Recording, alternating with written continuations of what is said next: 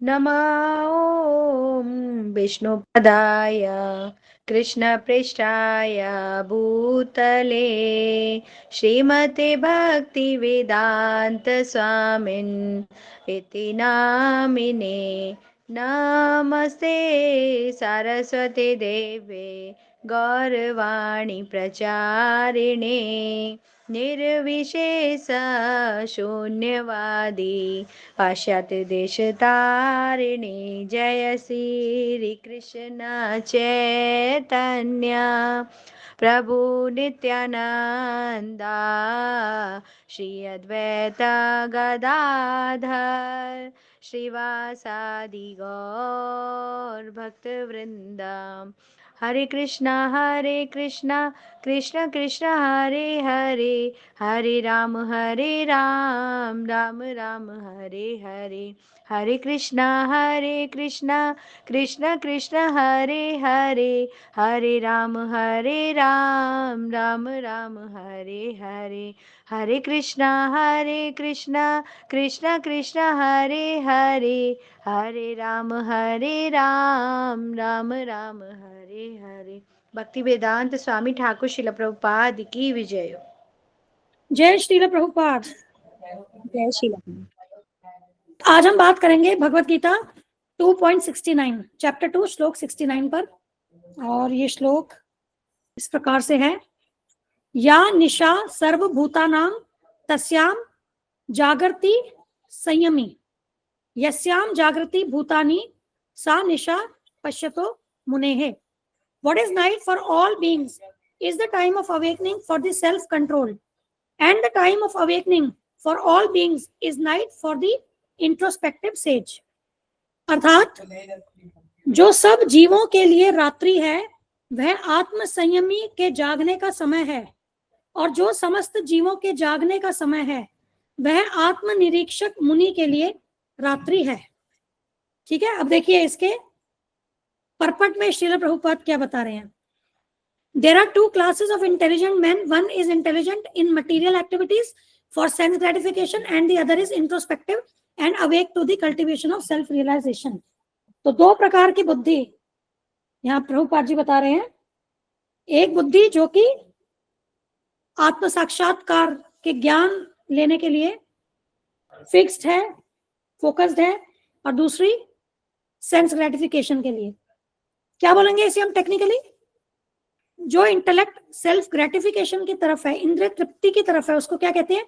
भौतिक बुद्धि, है ना, मटीरियल इंटेलिजेंस। और जो अध्यात्म की ओर केंद्रित है उसे क्या कहते हैं? आध्यात्मिक बुद्धि, स्पिरिचुअल इंटेलिजेंस। जिनकी बुद्धि अध्यात्म की ओर केंद्रित है उसको कंपेयर किया है अन्य जीवों के लिए रात्रि के समान। ठीक है, कैसे? जो आत्म निरीक्षक मुनि है उनकी जो बुद्धि है वो क्या है? आध्यात्मिक बुद्धि है, अध्यात्म की ओर केंद्रित है, लेकिन अन्य जीवों के लिए ये रात्रि के समान है, क्योंकि अन्य जीव जो है वे भौतिक इंद्रिय तृप्ति में लगे हैं, तो उनको क्या है? अध्यात्म से कोई लेना देना नहीं है। आप समझे चीज? तो अन्य जीवों के लिए जो आत्म संयमी या जो आत्म निरीक्षक मुनि है उनकी बुद्धि जो है वो रात्रि के समान है, और जो अन्य जीव भौतिक बुद्धि के प्रयास से भौतिक इंद्रिय तृप्ति में लगे हैं, तो वो जो बुद्धि है भौतिक बुद्धि, भौतिक इंद्रिय तृप्ति में लगी बुद्धि, वो आत्म संयमी के लिए क्या है? रात्रि के समान है। आप समझे? देखो इसको कैसे करेंगे, रुको। एक्चुअली ये वाले सिस्टम में ना मेरे पास, अच्छा ये यहाँ आएगा नहीं, रुको इसको प्रेजेंटेशन में ही खोलते हैं। एक्चुअली वर्बली ये इतना, देखो यहाँ क्या बता रहे हैं, यहाँ प्रभुपाद जी बता रहे हैं दो प्रकार की बुद्धि। एक क्या है? आध्यात्मिक बुद्धि, और एक क्या बता रहे हैं? भौतिक बुद्धि। स्क्रीन विजिबल है ना? ठीक है, एक है आध्यात्मिक बुद्धि, एक है भौतिक बुद्धि। अब दो प्रकार के लोग हैं।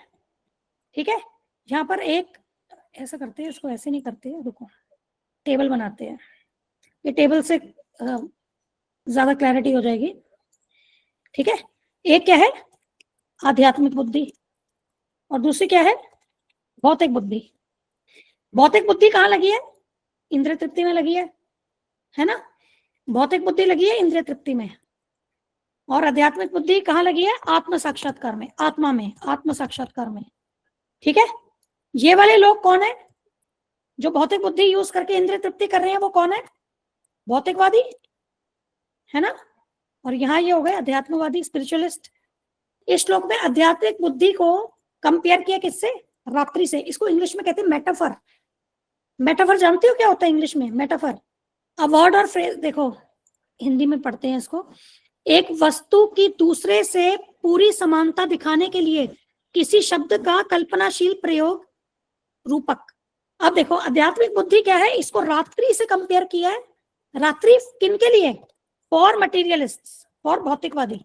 तो भौतिकवादी लोगों के लिए जो आध्यात्मिक बुद्धि है वो रात्रि के समान है, और अगर हम इसको भौतिक बुद्धि पे अप्लाई करें तो ये अध्यात्मवादियों के लिए भौतिक बुद्धि रात्रि के समान है। उसी तरीके से आध्यात्मिक बुद्धि आध्यात्मिकवादियों के लिए क्या होगी? दिन के समान। ये थोड़ा टेक्निकली मैं कह रही हूँ, लेकिन इसको आसान भाषा में भी करते हैं, ठीक है। तो टेक्निकली हमें ऐसे समझना है, इसको हटा दो, इसकी जरूरत नहीं है। अब पहले ये बताओ, इतना क्लियर हुआ है? तो यहाँ पर मेटाफर होता है, एक फिगर ऑफ स्पीच कहते हैं इंग्लिश में, रूपक या लाक्षणिक अर्थ। मतलब बेसिकली क्या है, यहाँ एक चीज को क्या दूसरे, एक इमेजिनेटिव चीज बोलो या ऐसे, मतलब उसको कंपेयर किया है, तुलना ही करी है बेसिकली। अब ऐसे समझो, सॉरी, अब ऐसे समझो, बस तुलना करी है इसमें समझाने के लिए। अब इसको सिंपल वे में क्या समझना है, जो भौतिकता में लीन लोग हैं वे आध्यात्मिक प्रयास के प्रति क्या है? सोए हुए हैं। और जो आध्यात्मिक लोग हैं, जो अध्यात्म में आत्म साक्षात्कार में लगे हैं, वे इंद्रिय तृप्ति के मामलों में सोए हुए हैं। बस यही है इसका सिंपल वे में, बस यही है। बाकी पूरी टेक्निकलिटीज हम कितना भी इसको हम डिस्कशन करें, सब टेक्निकलिटी है, ठीक है। अब देखिए इसके पिछले श्लोक में, अब थोड़ा सा हम टेक्निकल वे में करेंगे। आई होप समरी आपको समझ में आ गई इस श्लोक की, सबको क्लियर है ना? हाँ, समरी समझ में आनी चाहिए, ठीक है। अब हम थोड़ा सा और इस पे चर्चा करेंगे। तो अगर हम इसके पिछले वाला श्लोक देखें, 2.68, ये देखिए, यहां पर भगवान स्थिर बुद्धि, जिस व्यक्ति की स्थिर बुद्धि है उसके विषय में बता रहे हैं। यहाँ क्या कह रहे हैं भगवान? अतः हे महाबाहु, जिस पुरुष की इंद्रियां अपने अपने विषयों से सब प्रकार से विरत होकर उसके वश में है, उसी की बुद्धि निस्संदेह स्थिर है। तो स्थिर बुद्धि वाला व्यक्ति कौन है?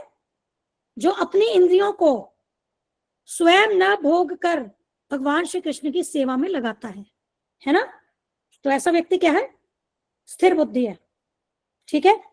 तो सामान्य लोग जो हैं, अगर उनकी तुलना में स्थिर बुद्धि वाले व्यक्ति की अगर हम बात करें, जिसका यहाँ पर 2.68 में भगवान बता रहे हैं, जो ऐसा स्थिर बुद्धि वाला व्यक्ति जो है, वे भौतिक संसार के सामान्य लोगों की तुलना में किस प्रकार अलग हो जाता है, कैसे वो डिफरेंट है, साधारण लोगों से कैसे वो डिफरेंट है, उसे भगवान फिर 2.69 में बता रहे हैं। क्योंकि अर्जुन जी जो है ना, उन्होंने भगवान श्री कृष्ण से 16 प्रश्न किए थे भगवत गीता में, जिनमें से एक प्रश्न ये था कि स्थिर बुद्धि वाला व्यक्ति कैसे चलता है। आई थिंक ये 16 में आएगा, एक बार हमने इस पे डिस्कशन किया था। और अगर मतलब वो प्राइमरी क्वेश्चन है 16, तो उसी से या तो ये वाला रिलेटेड क्वेश्चन है या उन प्राइमरी क्वेश्चन में से ही मिलेगा ये, ठीक है। तो बेसिकली यहाँ समझने की बात सिर्फ ये है कि अगर हम 2.54 देखें, 2.54 में देखिए भगवान श्री कृष्ण से अर्जुन जी क्या पूछ रहे हैं। हे कृष्ण, अध्यात्म में लीन चेतना वाले व्यक्ति स्थित प्रज्ञ के क्या लक्षण है, वह कैसे बोलता है तथा उसकी भाषा क्या है, वह किस तरह बैठता और चलता है। तो भगवान से जो अर्जुन जी ने ये प्रश्न किया है कि स्थिर प्रज्ञ व्यक्ति के क्या लक्षण है, उसी का जो ये बेसिकली उसी के आंसर में ये आगे के वर्सेस हैं, ठीक है। जिसमें से अब 2.69 में भगवान बता रहे हैं कि वो संसारी लोगों के तुलना में वह स्थिर बुद्धि वाला व्यक्ति किस प्रकार से चलता है या किस प्रकार से आचरण करता है, ठीक है। अब इसमें हम देखें, पहला जो इसका सेगमेंट है श्लोक का क्या है, जो समस्त प्राणियों के लिए रात्रि है या निशा सर्वभूतानाम, ठीक है। तो यहां पर भगवान क्या बता रहे हैं, जो कृष्ण भावना भावित जीवन है वह सामान्य लोगों के लिए रात्रि के समान है, ठीक है। तो जो लोग इंद्रिय भोग और भौतिक ऐश्वर्य के प्रति अत्यधिक आसक्त होते हैं और ऐसी वस्तुओं से मोहग्रस्त हो जाते हैं, उनके मनों में भगवान के प्रति भक्ति का दृढ़ निश्चय नहीं होता। ये डेफिनेशन है सांसारिक लोगों की, जो कि श्लोक 44 में, देखो सारे कनेक्टेड हैं, ठीक है। देखो वो भगवान उनका लक्षण बता रहे हैं 44 वर्ष में। देखिए, जो लोग इंद्रिय भोग तथा भौतिक ऐश्वर्य के प्रति अत्यधिक आसक्त होने से ऐसी वस्तुओं से भोगग्रस्त हो जाते हैं, उनके मनों में भगवान के प्रति भक्ति का दृढ़ निश्चय नहीं होता। तो इसका अर्थ है कि जो ऐसे व्यक्ति हैं, इनके लिए कृष्ण भावना भावित जीवन, कृष्ण कॉन्शियस जीवन, गॉड कॉन्शियस जीवन रात्रि के समान है। क्योंकि अब देखो, अब इसको बुद्धि से कैसे कनेक्ट करोगे, क्योंकि ये लोग भौतिक ऐश्वर्य के प्रति आसक्त है, तो अपनी जो ये इनकी जो बुद्धि हुई वो क्या हुई, वो भौतिक बुद्धि हुई, है ना। अब वो अपनी उस भौतिक बुद्धि को क्या कर रहे हैं, इंद्रिय भोग में लगा रहे हैं, ठीक है। अब अगर हम 2.69 पर आए वापस, अब यहाँ पर विचारवान पुरुषों या आत्मनिरीक्षक मुनि के कार्य भौतिकता में लीन पुरुषों के लिए रात्रि के समान है, ठीक है। यहाँ पर ये बता रहे हैं भगवान। और भौतिक, अब इसको यहाँ देखते हैं, एक मिनट, ये देखिए, activities of the introspective sage or thoughtful man are night for persons materially absorbed. Materialistic person remain asleep in such a night due to their ignorance of self realization. विचारवान पुरुषों या आत्मनिरीक्षक मुनि के कार्य भौतिकता में लीन पुरुषों के लिए रात्रि के समान है। भौतिकवादी व्यक्ति ऐसी रात्रि में अनभिज्ञता के कारण आत्म साक्षात के प्रति सोए रहते हैं, ठीक है।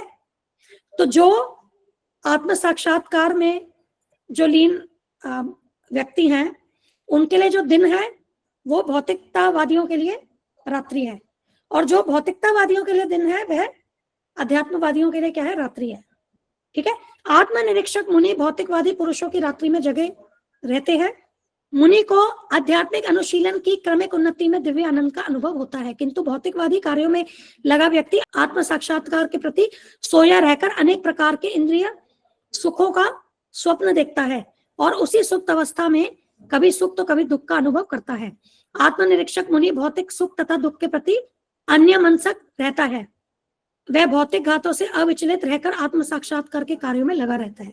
अब इसको हम डिटेल में थोड़ा, एक्चुअली वो रीडिंग ब्रेक हो गई थी तो इसको परपट हमने पढ़ा, अब इसको हम और गहराई से समझेंगे।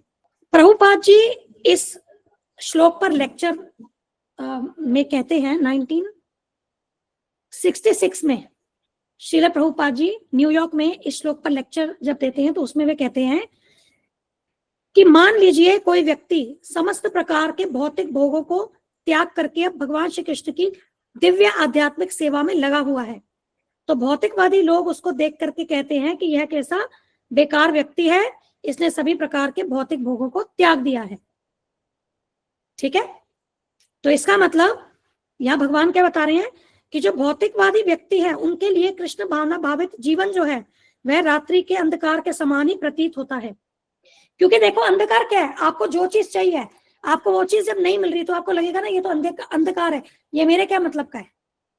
अब भौतिकवादी लोग क्या चाहते हैं, वो चाहते हैं सेंस ग्रेटिफिकेशन, है ना। तो इसीलिए अब कृष्ण भावनामृत जीवन में सेंस ग्रेटिफिकेशन तो नहीं है, उसमें तो सब जो लोग कृष्ण भावना भावित जीवन यापन कर रहे हैं वे क्या करते हैं, वे अपनी इंद्रियों को भगवान की सेवा में लगाते हैं। अब जो व्यक्ति अपनी इंद्रियों को अपनी सेवा में लगाना चाहता है तो उसके लिए वो जो आध्यात्मिक जीवन है वो रात्रि के समान हुआ, वो बेकार हुआ उसके लिए, उसे अंधकार के समान वो जीवन प्रतीत होगा, क्योंकि उसकी जो मंशा है उसकी वो फुलफिल नहीं होगी उस जीवन से। भौतिकवादी लोगों के लिए जो इंद्रिय तृप्ति का जीवन है वह उनके लिए प्रकाश के समान है। अब प्रकाश क्या होता है, देखो होप, आशा, आशा को कंपेयर करते हैं ना प्रकाश से, लाइट ऑफ होप, आशा का प्रकाश, लाइट ऑफ होप। तो अब भौतिकवादी की होप क्या है, उसकी क्या आशा है, इंद्रिय तृप्ति। तो जो जीवन उसको इंद्रिय तृप्ति दिलवाएगा वो जीवन उसके लिए दिन के समान हो गया, और जो जीवन उसे इंद्रिय तृप्ति से दूर करेगा, इंद्रिय तृप्ति जो उसकी आशा है वो उसको प्रदान नहीं करेगा, तो वो जीवन उसके लिए रात्रि के समान हुआ। सिंपल, आप इस तरीके से इसको समझ सकते हैं। अभी तक क्लियर है? तो अब इसको अगर हम भगवद गीता पे अप्लाई करें तो भौतिकवादी लोग जो हैं उनके लिए भगवद गीता का संदेश रात्रि के समान है, भगवान के वचन रात्रि के समान है, भगवान के भक्तों के वचन, आचार्यों के वचन, गुरु परंपरा के वचन उनके लिए क्या है, रात्रि के समान है। और इनको आप आइडेंटिफाई भी कर सकते हो। ऐसे लोगों को आप आइडेंटिफाई कैसे जान पाओगे? उन्हें आध्यात्मिक चर्चा में कुछ रस नहीं आएगा ऐसे लोगों को, और वे आध्यात्मिक चर्चा से दूर भागेंगे, है ना। वो भगवान के आदेश जो हैं उसका आदर नहीं करेंगे, गुरु के आदेशों का, गुरु के वचनों का आदर नहीं करेंगे, तो वे सारे वास्तव में क्या, आध्यात्मिक रूप में सोए हुए हैं। ठीक है। अब ऐसी रात्रि में जो भौतिकवादी लोगों के लिए जो रात्रि है उसमें आत्म संयमी क्या है, जगा रहता है। देखो नेक्स्ट पार्ट है ये श्लोक का, वह आत्म संयमी के जागने का समय है। ठीक है, मतलब वो, क्योंकि अब ऐसा व्यक्ति क्या है, आध्यात्मिक अनुशीलन की उन्नति में वह दिव्य आनंद का अनुभव करता है ना। जबकि भौतिकवादी, ये हम तात्पर्य में रीड कर चुके हैं, ठीक है, मैं रिपीट नहीं कर रही हूँ। अब जब भगवान श्री कृष्ण का प्राकट्य हुआ तब रात्रि के 12 बजे थे, मिडनाइट को हुआ है ना। तब संपूर्ण जगत क्या था, निद्रा में था, है ना। यहां तक कि कंस के द्वारा जो वहां पर जो सैनिक थे ना, वे भी निद्रा में थे, जबकि उनका क्या, विशेष रूप से उनका क्या कार्य था, जागृत रहना, है ना। पर वे भी योग माया के प्रभाव के कारण वे निद्रा में थे। और उस समय अगर हम देखें तो केवल 2 ही आत्म संयमी व्यक्ति थे जो कि जागृत अवस्था में थे। वे कौन थे, वसुदेव जी और देवकी माता। और वे अपने महान सौभाग्य जो था उनका, कि भगवान श्री कृष्ण स्वयं भगवान जो है वे उनके पुत्र के रूप में प्रकट हुए हैं, उनके वे दर्शन कर रहे थे। और अगर हम मंगल आरती की बात करें, उस समय भी अगर हम देखते हैं जो भौतिकवादी लोग हैं वे सोते हैं, है ना। मतलब सूर्योदय से पहले जागना तो दूर की बात है, मतलब क्या बोले, मंगल आरती के लिए ब्रह्म मुहूर्त में जागना तो दूर की बात है, वो तो सूर्योदय से पहले भी नहीं जागते हैं। जो लोग भौतिकवादी हैं वे सूर्योदय के बाद जागते हैं, वे सोते रहते हैं, है ना। या जो लेट नाइट पार्टीज करते हैं, क्लब्स में जाते हैं, वहां भी समझिए वे भी क्या कर रहे हैं, वे तो क्या, क्लब से घूम करके सुबह 3 बजे 4 बजे अपने घर आते हैं सोने के लिए। जबकि उस समय जो भक्त होते हैं वे उस समय जागते हैं, उनका उस समय जागने का समय है, क्योंकि उनकी जो पूरी साधना है जो मंगल आरती से शुरू होती है, तो वो उस साधना को संपन्न करने के लिए उनका जागने का समय है। लेकिन जो आध्यात्मिक रूप से सोए हुए लोग हैं वे क्या कहते हैं, वे तो क्लब से, लेट नाइट पार्टी से वो तो 3-4 बजे आ करके सोने की तैयारी करते हैं। तो वो हाँ मतलब ये जो चीज है ना ये बहुत नॉर्मल है, बहुत। और अगर कोई ये चीज कर रहा है ना तो वो ऑर्डिनरी, मतलब उसका सब कुछ सही है। और अगर आप 3-4 बजे उठ रहे हो ना तो कहते हैं पागल हो गए हो क्या, 3-4 बजे कौन उठता है। एग्जैक्टली ऐसे रहता है। अब अगर हम श्रील प्रभुपाद की बात करें, उन्होंने प्रचार के लिए जब वो डिक्टेट करते थे, वो डिक्टाफोन पे ना, जब अपने स्टूडेंट्स को, डिसाइपल्स को वो अपनी रिकॉर्डिंग जब करवाते थे डिक्टाफोन के द्वारा, कितनी रिकॉर्डिंग है जो मतलब वो रिकॉर्डिंग्स रात में होती थी, कितनी रिकॉर्डिंग्स थी जो रात में करते थे। अब तब भौतिकवादी लोगों की बात करें तो क्या होता था, सो रहे होते थे। लेकिन प्रभुपाद जी अपने शिष्यों के साथ क्या है, वो रिकॉर्डिंग्स करते थे, है ना। देखो ये तो हम जो बात कर रहे हैं, जो हमें प्रत्यक्ष रूप से दिन और रात्रि की बात कर रहे हैं कंपेयर करके, है ना। लेकिन सूक्ष्म अगर हम इस श्लोक का अर्थ जाने, वो यही है कि जब जो चीज भौतिकवादी व्यक्तियों के लिए रात्रि के समान है, मतलब कृष्ण भावना भावित जीवन, वह कृष्ण भावना भावित लोगों के लिए क्या, दिन के समान है। और जो कृष्ण भावना भावित के लिए रात्रि के समान है, मतलब इंद्रिय तृप्ति का जीवन, वो इंद्रिय भोग में जो भौतिकवादी लोग हैं उनके लिए वो दिन के समान है। तो सूक्ष्म रूप से एक्चुअली ये है। अब आप इसको अलग अलग हर स्थिति में आप इसको अप्लाई कर सकते हो, है ना। अब इसी में देखो नेक्स्ट, अब हम इस पे वैसे कर ही चुके हैं डिटेल्स, जैसे आगे बता रहे हैं ना कि जो समस्त जीवों के जागने का समय है वह आत्मनिरीक्षक मुनि के लिए रात्रि है। अब जैसे इसमें कैसे एग्जांपल, इसको प्रत्यक्ष दिन रात से हम कंपेयर करते हैं। हमने अभी नाइट का उदाहरण लिया ना, कि रात में इंद्रिय तृप्ति वाले लोग क्या कर रहे हैं और कृष्ण भावना भावित व्यक्ति क्या कर रहा है। अब दिन की बात भी करते हैं, ठीक है। अब दिन में क्या होता है, भौतिकवादी व्यक्ति कठोर प्रयत्न करता है ताकि वो इंद्रिय तृप्ति के लिए जो भी साधन है उसको इकट्ठा कर सके, है ना। तो वो इंद्रिय तृप्ति के, लेकिन जो अध्यात्मवादी है वो क्या करेगा, वो सिर्फ सस्टेनेंस के लिए जितना उसको मिनिमल बेसिक रिक्वायरमेंट है उसके अनुसार ही कार्य करेगा। और उसके वैसे भी क्या है, सारे कार्य जो होंगे वो कृष्ण सेंटर्ड होंगे, है ना, सारे कार्य वो भगवान की सेवा, भगवान के लिए करता है। और अगर हम एक्चुअल उसमें जाए ना कि जो भौतिकवादी जो जीवन है वो क्यों रात्रि के समान है, उसे हम कैसे समझेंगे। रात में क्या होता है, हम सपने देखते हैं, रात में सपने देखते हैं, है ना। अब जो इंद्रिय तृप्ति वाला जीवन रात्रि के समान क्यों है, क्योंकि उसमें जो भौतिकवादी लोग हैं वे सपने देखते हैं कि हमें नए नए साधन मिलेंगे इंद्रिय तृप्ति के लिए, हम और एंजॉय करेंगे और ये सब। बट वास्तव में क्या होता है, वो जितनी भी इच्छा करे या जितनी भी वस्तुएं प्राप्त कर ले उसका बहुत खुशी मनाए, लेकिन जब उसको कुछ वस्तुएं प्राप्त नहीं होती या जो चीज उसको प्राप्त होती है उससे छूट जाती है तो वो क्या होता है, वो शोकाकुल हो जाता है। और मृत्यु के समय तो उसका सब कुछ छिन जाता है, परंतु फिर भी वो इसका विचार नहीं करता और धन संग्रह में लगा होता है। अब जो व्यक्ति इस ड्रीम वाली स्टेट, ये स्वप्न की स्थिति को जागृत अवस्था मान ले तो वो क्या है, हर्ष और शोक यही मनाता रहेगा, क्योंकि वो भ्रमित है, वो अपनी इस स्वप्न की अवस्था को वो जागृत समझ रहा है। मतलब भौतिकवादी जो ड्रीमी स्टेट में है, जिसमें वो ड्रीम्स करता है कि भाई मुझे ये मिल जाए वो मिल जाए, और अल्टीमेटली क्या है, और वो चीजें उसके लिए पॉसिबल भी नहीं है, इस भौतिक जगत में वो चीजें उसके लिए पॉसिबल भी नहीं है, वो एंजॉयमेंट, तो वो क्या, वो भ्रमित है, क्योंकि वो उसको मिसअंडरस्टैंड कर रहा है। एक्चुअली वो स्लीपिंग स्टेट है, उसको वो जागृत लग रहा है, उसी को वो रियल लग रहा है, उसको उसी अवस्था से होप है कि वो कुछ क्या है प्राप्त कर लेगा। तो वास्तव में क्या है, वो भ्रमित है ना। और वही समय जो है वो आध्यात्मिक जो व्यक्ति है उसके लिए क्या है, रात्रि है।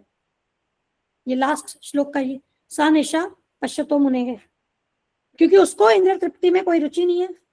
गांधी जी तथा श्रील प्रभुपाद जी, इनमें अंतर। अब एग्जाम्पल, गांधी जी को बहुत महात्मा कहते हैं ना, अब आप इस श्लोक को अप्लाई कीजिए, ठीक है। जिस समय गांधी जी लंदन गए थे तो वहां इंद्रिय तृप्ति की जो तड़क भड़क थी, तो किसी ने उनसे पूछा कि आपको लंदन शहर कैसा लगा, तो उन्होंने क्या जवाब दिया पता है, कि मुझे ये शहर बहुत अच्छा लगा और भारतवासियों को भी ऐसी इंद्रिय तृप्ति की सुविधाएं प्राप्त होनी चाहिए। उन्होंने ये इच्छा जाहिर की, उन्होंने ये इच्छा प्रकट की कि भारतवासियों को भी ऐसी इंद्रिय तृप्ति की सुविधा प्राप्त हो। परंतु जब श्रील प्रभुपाद लंदन गए, उनसे भी यही प्रश्न पूछा गया कि आपको लंदन का शहर कैसा लगा, तो उन्होंने कहा यह बहुत ही तुच्छ है, यहाँ पर कागज और प्लास्टिक के सिवा और कुछ नहीं है। तो समझ रहे हैं डिफरेंशिएट। यस माता जी की चीज एक है, परिस्थिति एक है, लेकिन बस दो पर्सनालिटी का समझने का फर्क है, भावना का, चेतना का फर्क है। बिल्कुल, चीज तो वही है, सृष्टि वही है, सब दृष्टि का फर्क आ गया। बिल्कुल। लंदन को तो प्रभुपाद जी ने नरक बोल दिया था। हाँ, ठीक है। तो देखिए उन्हें नरक के समान लगा और गांधी जी इंप्रेस हो गए, जबकि गांधी जी भगवत गीता हाथ में लेके चलते थे। पर माता जी उन्होंने कभी पढ़ी नहीं होगी ना, पढ़ी नहीं, समझी नहीं। दिखाने के लिए थी माता जी वो। हाँ बिल्कुल। उसमें प्रभुपाद जी का है माता जी कमेंट कि वो लेके जरूर घूमते हैं, पर उनको ना गीता में विश्वास है ना गीता के स्पीकर में। बिल्कुल। और माता जी गुरु भी नहीं बनाया होगा उसने। हाँ, शिष्य भी नहीं बने। हाँ जी, शिष्य भी नहीं बने। महात्मा क्यों बुलाते उनको? क्योंकि उन्हें अर्थ ही नहीं पता, जिन्होंने उनको महात्मा कह करके बताया है उनको महात्मा का अर्थ नहीं पता, इसीलिए महात्मा बुलाते हैं उन्हें। हमने महात्मा पे डिस्कशन किया था, याद है? किसी को याद है? बेसिकली कृष्ण भावना भावित जो व्यक्ति है वही महात्मा है। बहुनाम जन्मनाम अंते ज्ञानवान माम प्रपद्यते, ये वर्ष है ना एक, वासुदेवम सर्वमिति स महात्मा सुदुर्लभः। तो ये डेफिनेशन है, जो ये जान ले कि सब कुछ सर्वस्व कौन है, भगवान वासुदेव है, वो महात्मा है। वो डेफिनेशन है भगवत गीता की। अब इसको ये जो वर्ष है ना, एक बार मैं देखती हूँ अगर और कोई पॉइंट मिस हुआ है। एक्चुअली बहुत ज्यादा सिस्टमेटिक ऑर्गेनाइज करके नहीं ला पाई इसको, बट ये जब हम दुआ एनालिसिस करेंगे ना, इसका जब नंबर आएगा तब आएगा, सेकंड चैप्टर है तब इसको और डिटेल में। बट अब देखो, अब इसके ऊपर दुआ एनालिसिस लगाओ जो हमने कल स्टडी किया था। डिस्कवरी क्या है कि जो सब जीवों के लिए रात्रि है आत्म संयमी के लिए जागने का समय है, जो समस्त जीवों के जागने का समय आत्मनिरीक्षक होने के लिए रात्रि है। तो ये तो हो गया डिस्कवरी कि अच्छा ऐसा है। अंडरस्टैंडिंग में जो अभी हमने सब डिटेल हम समझे, हमने समझने की कोशिश करी, वो पूरा डिटेल वो अंडरस्टैंडिंग हो गई। अब एप्लीकेशन क्या है कि हमें भौतिकवादी व्यक्तियों की तरह या सामान्य जीवों की तरह अंधकार में नहीं रहना है, अध्यात्म के प्रति अंधकार में नहीं रहना है। हमें क्या है, हमें आत्म संयमी जो है उनके समान हमें उनके पद चिन्हों को फॉलो करना है। और ये जो जीवन में जो हमारी ये ड्रीमी स्टेट है, इससे बाहर निकलना है। ठीक है, तो ऐसे अप्लाई करोगे। और इसको कैसे करना है? गुरु की शरणागति लेके, क्योंकि अल्टीमेटली हमने डिसाइड की, मतलब हमने ये समझा कि हमें इसको अप्लाई करना है, बट अब एप्लीकेशन होगी कैसे? तो हमें गुरु के शरणागत होना होगा। ठीक है ना।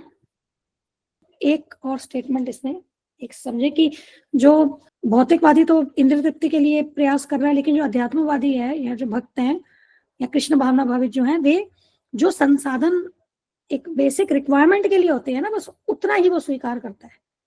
उसका बुद्धि जो है ना वो भगवान पर ही केंद्रित रहती है, वो विचलित नहीं होगा इन साधनों को देख करके।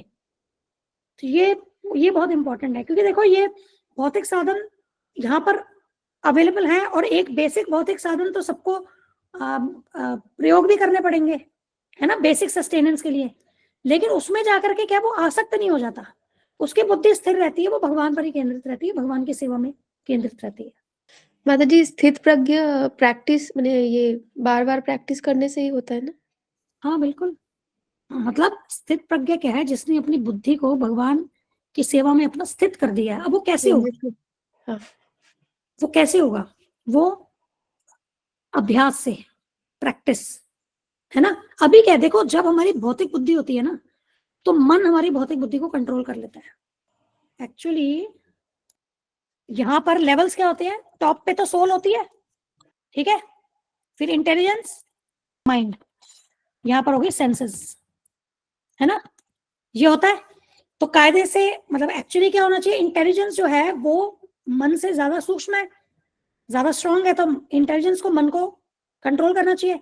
लेकिन जब ये इंटेलिजेंस जो हो गया वो मटेरियल हो गया, माइंड तो वैसे ही एंजॉयमेंट के, माइंड के चक्कर में तो हम यहाँ फंसे हैं ना इस भौतिक जगत में। माइंड में तो कलमश है ही, माइंड एंजॉय करना चाहता है। अब जब बुद्धि भी हमारी मटेरियल रहेगी, भौतिक, तो ये जो बुद्धि है ना, ये माइंड को कंट्रोल नहीं कर पाएगी, ये माइंड को हेल्प करेगी इंजॉय करने में। समझ लो, जैसे कोई नशा करना चाहता है, उसको बहुत पसंद है नशा करना, वो अपनी बुद्धि यूज करके कुछ काम करके कुछ पैसे कमा लेगा और फिर नशे में लग जाएगा, उसी पैसे को नशे में लगाएगा। या जितने इंद्रिय तृप्ति वाले लोग हैं वे क्या कर रहे हैं? यही तो कर रहे हैं। अब कुछ भी हमें संसाधन लेना है तो उसके लिए बुद्धि तो चाहिए, है ना। अब वो भौतिक बुद्धि अपना यूज करके संसाधनों को क्या इकट्ठा कर रहे हैं और एंजॉय कर रहे हैं। तो वहां पर ये दोनों के सेम क्वालिटी के हो गए, दोनों मलिन है, ये भी मलिन है, ये भी मलिन है। अब जैसे जैसे हम आध्यात्मिक कार्य करते हैं, मतलब भगवान की सेवा में लगते हैं, तो ये शुद्ध होता जाएगा। अब ये फिर बन जाएगा स्पिरिचुअल, ठीक है। अब जब ये स्पिरिचुअल बन जाएगा, तब अगर माइंड इसको कंट्रोल करने की इसको आप कोशिश करेगा, ये उसको कंट्रोल नहीं कर पाएगा। एक्चुअली इसको कंट्रोल करना चाहिए, लेकिन जब ये मटेरियल है तो माइंड ही इसको कंट्रोल कर जाता है। मैंने भेजा था वीडियो जिसमें बात की थी कि एक ऑर्गेनाइजेशन में कोई बड़ी पोस्ट पे कोई व्यक्ति है और उसके नीचे चपरासी है। अब जब वो व्यक्ति जब वो है करप्टेड है, तो क्या होगा? उसका चपरासी उसको करप्शन के लिए उसको यूज कर लेगा। उसको पता है कि मेरा बॉस भी करप्टेड है, ठीक है, मिल करके मैं भी इंजॉय कर लूंगा, है ना। लेकिन अगर वही वो करप्टेड नहीं है तो क्या होगा? वो चपरासी जितना भी करे वो उसको इन्फ्लुएंस नहीं कर पाएगा। तो जब यहाँ पर स्पिरिचुअल इंटेलिजेंस हो गया, तब माइंड उसको इन्फ्लुएंस नहीं कर पाएगा। इनफैक्ट ये स्पिरिचुअल इंटेलिजेंस माइंड को कंट्रोल कर देगा, है ना। तो ये स्पिरिचुअल इंटेलिजेंस वाला व्यक्ति ही स्थिर बुद्धि वाला व्यक्ति है, स्थिर प्रज्ञा है, ठीक है। और उसकी जो बुद्धि है, उसके कार्य जो है, उसका फोकस जो है, वो एक ही जगह केंद्रित है, भगवान पर, भगवान की सेवा पर। लेकिन जो भौतिक बुद्धि वाला है, उसका बुद्धि क्या है? अलग अलग शाखाओं पे में विभाजित होती है, फोकस नहीं है वो। क्योंकि वो क्यों फोकस नहीं है? क्योंकि वो माइंड के कंट्रोल में है। माइंड कभी फोकस नहीं होता है, मटेरियल माइंड कभी फोकस नहीं होता है, कभी कुछ सोचता है, कभी कुछ सोचता है ना। और एक जगह वो स्थिर भी नहीं हो पाता, संतुष्ट भी नहीं हो पाता। तो अब जब ये मटेरियल इंटेलिजेंस हो गया, ये माइंड के अनुसार चल रहा है, वो फोकस नहीं हुआ, उसकी इंटेलिजेंस विभिन्न शाखाओं में विभाजित है। ये भी भगवत गीता का वर्ष है, 2nd चैप्टर में, है ना। वो इसीलिए है क्योंकि वो भौतिक बुद्धि की वहां बात हो रही है। लेकिन स्पिरिचुअल हुई तो क्या हो गई, वो एकदम फोकस हो गई भगवान के ऊपर, वो फिर वेरी नहीं करेगी, वो मतलब वो इधर उधर नहीं भागेगी, न वो बुद्धि न मन, क्योंकि वो क्या हो गया, आध्यात्मिक हो गए। ठीक है, तो जितना हम स्पिरिचुअल एक्टिविटीज करेंगे तो उतना क्या होगा, हमारी जो ये इंटेलिजेंस है वो क्या है, वो स्पिरिचुअलाइज होगा, भौतिक मलिनता उससे निकल जाएगी और हम स्थिर प्रज्ञा की अवस्था में आएंगे।